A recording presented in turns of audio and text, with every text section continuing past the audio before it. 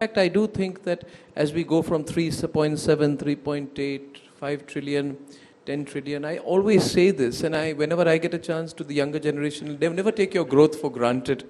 Yes. And you told me this once when we met last time in the finance ministry, and you said that everything, Arnab, is well thought out. Do not assume that our policy post-Ukraine, I can share this with your permission. I was having a little informal conversation with the finance minister, and she told me that everything of our country's position on economic issues during and after the start of the Ukraine crisis was very, very well thought out. And the only thing that mattered for the Prime Minister was national interest, and national interest alone. Madam Finance Minister, now we are in a slightly different situation, and we have to, I believe, prepare for a post-Ukraine situation as well. We have a new president in the US, president-elect, who has committed to ending the war within 24 hours. Even if it doesn't, it's almost seen as a certainty that it will end. My question to you is, what will the post-Ukraine economy look like? You know, we have done very well in this period during the trajectory of the war. Should the trajectory of the war change? And because we took certain decisions, like we became the second largest buyer of Russian crude oil, our refined oil exports went up massively to Europe. You know, our exports of fuels like diesel to the EU surged by 50-60%. We benefited from that. A follow-up question is, and what every observer will want to know, Madam Finance Minister, is, should the war end? Should the trajectory of the war in Ukraine end? How does our economic policies, how do our fiscal policies, and how does our approach to the world change after that? Will we have to do some resetting? See, I think it is not just the Ukraine war, even very many other developments which happen and which keep happening make us continuously be dynamic in our decision making and keep resetting. Yes. So it's not as if we are waiting for that one day when peace is going to come on Ukraine, and therefore we are going to change and reset ourselves. Reset happens like in many small steps continuously, and it's an ongoing thing. But the first thing first,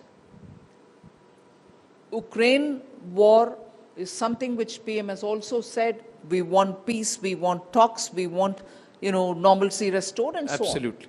We are always in favor of peace and diplomatic solutions to problems. We've never promoted aggression. We've never promoted unilaterally aggression. And therefore, on that ground, there is no change. We continue to keep that.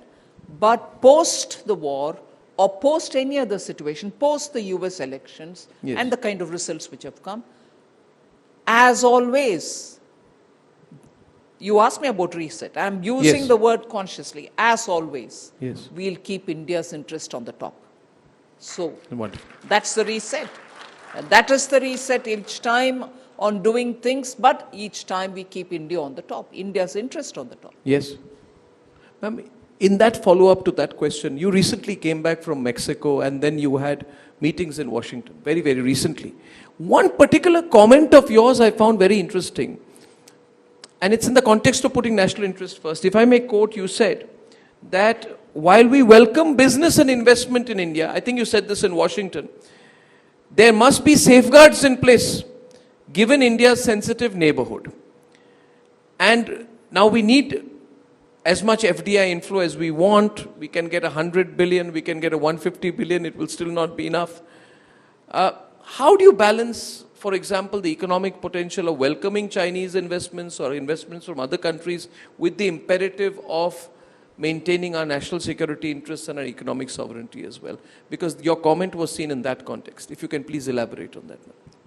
Yes, certainly, because FDIs come from different parts of the world. And FDI coming from the last known destination may not be the destination from where that FDI springs up, if I can use that word. FDI coming from the last known destination can also be from so many different other sources coming via that destination. Your national interest being what it is, you want to be sure ultimately where is it coming from. And there's no compromise here. We are not making trouble to any investment which wants to genuinely come in India and be invested in India and create jobs in India.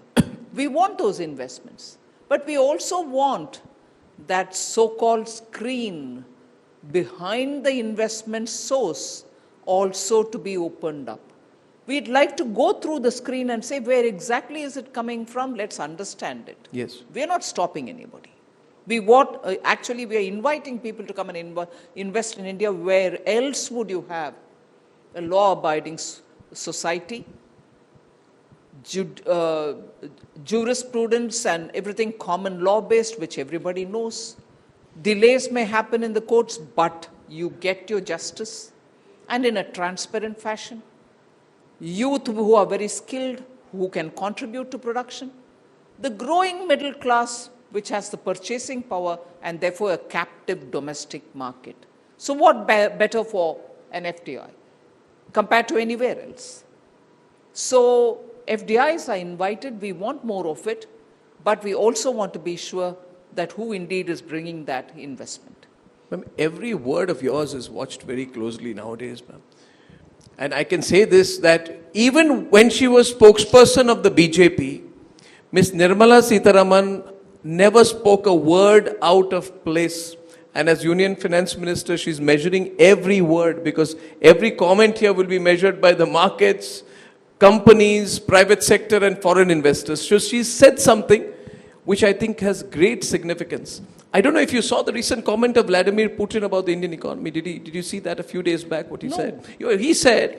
He said, Nirmala ji, that India deserves, this Vladimir Putin, I think a couple of days back, viral story, India deserves to be considered a global superpower, according to Mr. Putin.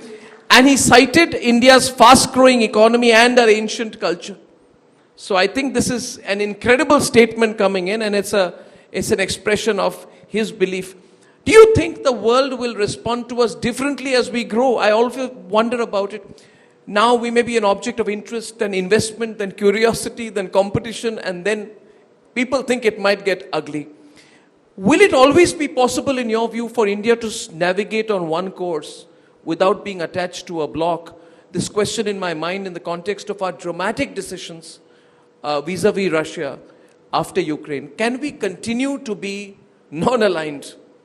And if so, how far? We have leaders like Trump coming in who believe in building tariffs, who say anyone out there who attempts de-dollarization, I will put 100% tariff on them. Very, very protectionist, very aggressive. So will things change? Again, it's a follow-up of the previous question, but will things change in your view? I'm not sure we'll ever in India change from being non-aligned. The expression may change. You're not going to be able to explicitly be with one group of nations as opposed to another group of nations. You are going to constantly keep friends everywhere. You need to keep friends everywhere. And why, pray, should you do that? Whether it is unipolar world, bipolar world, or multipolar world as we face now, India's given position and India's inherent belief and our geopolitical location necessitates us to be consistent in one thing, that you recognize you have friends everywhere. Circumstances may change, but your friendship and alignment with each one of them should continue. You cannot, at the cost of becoming indifferent or even alienating some group, become closer to something else or some groups else. So I think that is a position which has served India well, and it will also in the future serve us well. Your bilateral is equally important as much as your multilateral. So that position, I think, has served us well, and it will continue to serve us well. May I follow up? In Washington, during that panel discussion recently on the Bretton Woods institutions' priorities in the next decade, I think that was the subject of your panel discussion. One